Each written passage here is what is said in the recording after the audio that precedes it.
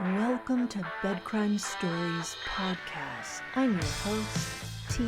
If you like true crime without the drama and in a calm voice, you're in the right place. And let me just ask that after listening to or watching this video, if you find you enjoyed it or learned something, do me a favor, smash the like button, subscribe to the channel, and leave me a comment. And now, without further ado, let's dig in.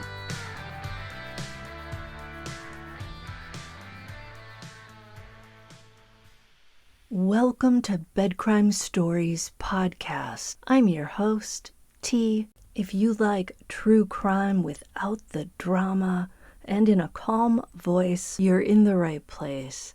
And let me just ask that after listening to or watching this video, if you find you enjoyed it or learned something, do me a favor, smash the like button, subscribe to the channel, and leave me a comment. And now, without further ado, let's dig in. I don't know about you, but my experience is that when someone you love dies, whether it's a friend, a family member, a beloved pet, a dog, a cat, there's almost a sense of panic because you want to speak to that person again. You want to be with them. You want to go out to lunch one more time. You want to cuddle one more time.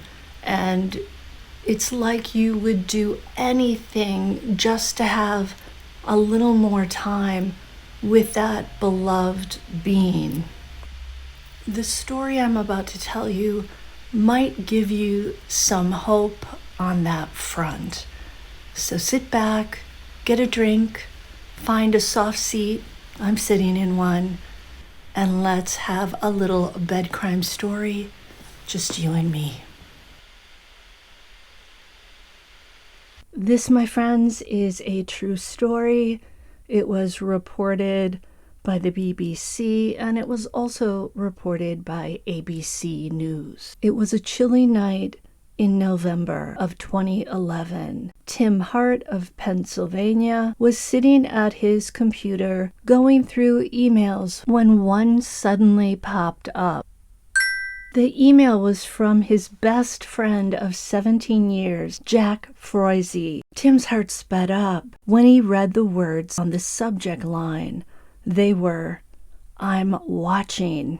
Extremely curious, Tim opens the email, and it reads, "Did you hear me? I'm at your house. Clean your effing attic." The mention of the attic blew Tim's mind, and he felt the hair on his arms stand up. You see, Jack Froese had been dead for 5 months, and on the second to last time Jack had visited Tim at his house, the two of them had gone up to the attic together to talk about what to do with the space. It was a very large space, and it was basically wasted because it was just up there empty. Tim and Jack were going to do this project together, renovate, fix it up. But Jack noticed that the floor was really dusty, the whole place was dusty, and he said to Tim, "Better clean this place up before I come up here." And note that only Tim and Jack were up in the attic at the time. So no one else heard the conversation, no one else knew about the conversation. Fast forward to June 10th of 2011, and Jack, who lived in Pennsylvania as well, suffered a sudden heart attack, and he died at his home. The loss was huge. Jack was only 32 years old.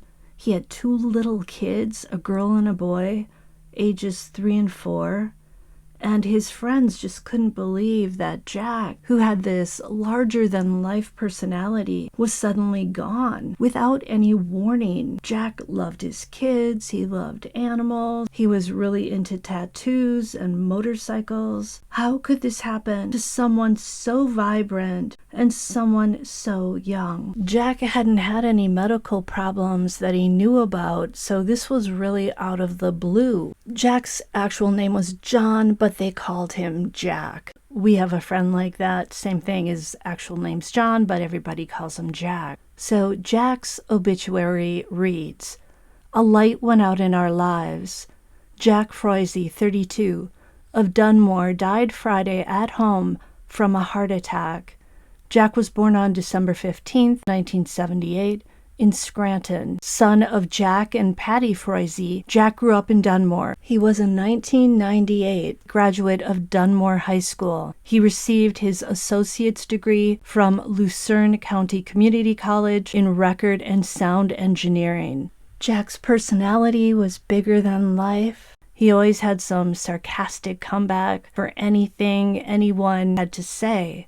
He could make you laugh even on your worst day. He loved spending time with his kids, watching them grow and learn. He also loved spending time with his family and friends, especially Michelle. Jack was also into tattoos, both getting them and collecting tattoo art. Each one had a special meaning to him, and there was a reason for him having each one. Jack had an immense passion for music from the time he was small. He was a founding member of the band For Strength for a Reason, Ray Brower and Scrap. He loved to write and play new songs, especially for his kids. He also loved working on and building motorcycles as well as riding them. It was where he felt most at peace. He was also one of the founding members of the Baseball Furies stunt team. Jack had a love of all animals, having various pets throughout his life. He will be deeply missed by all whose lives he touched. The email Tim received from Jack both spooked and comforted him. And Tim wasn't the only one who received an email. Jack's cousin, Jimmy McGraw, also received one from Jack in November, and it said, "I knew you were going to break your ankle. Tried to warn you. Gotta be careful." End quote. You see, Jimmy broke his ankle a week before the email arrived.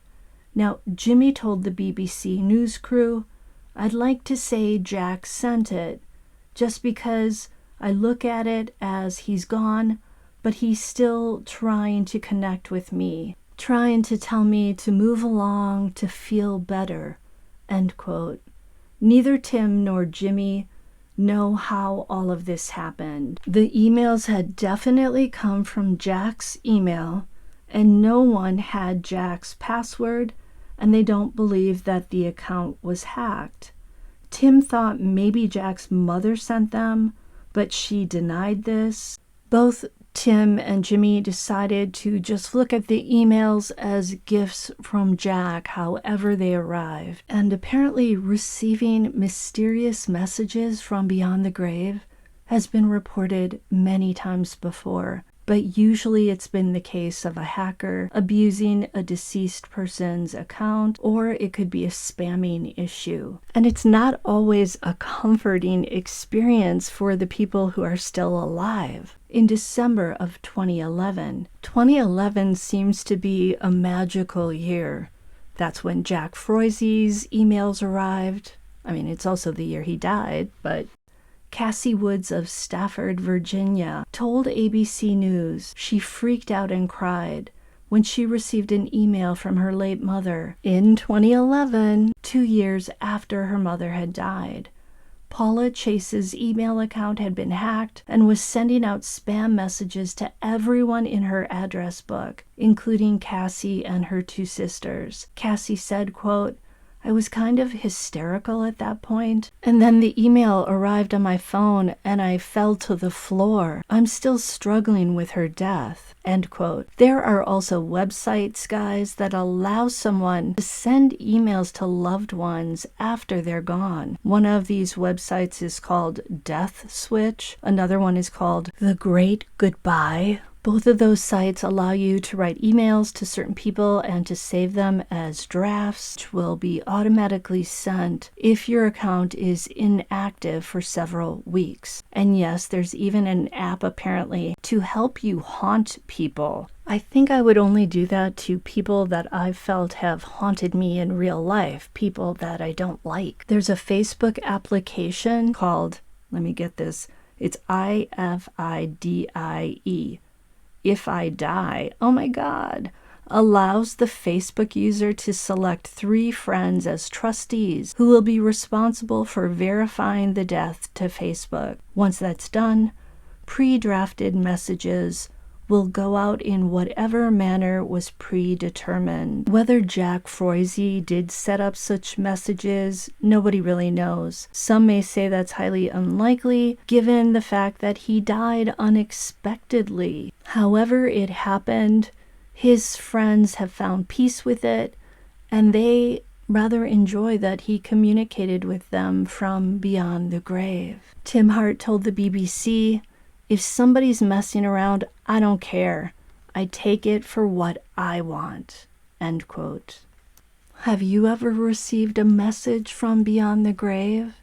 If so, let me know in the comments, and I'll see you next time on Bed Crime Stories.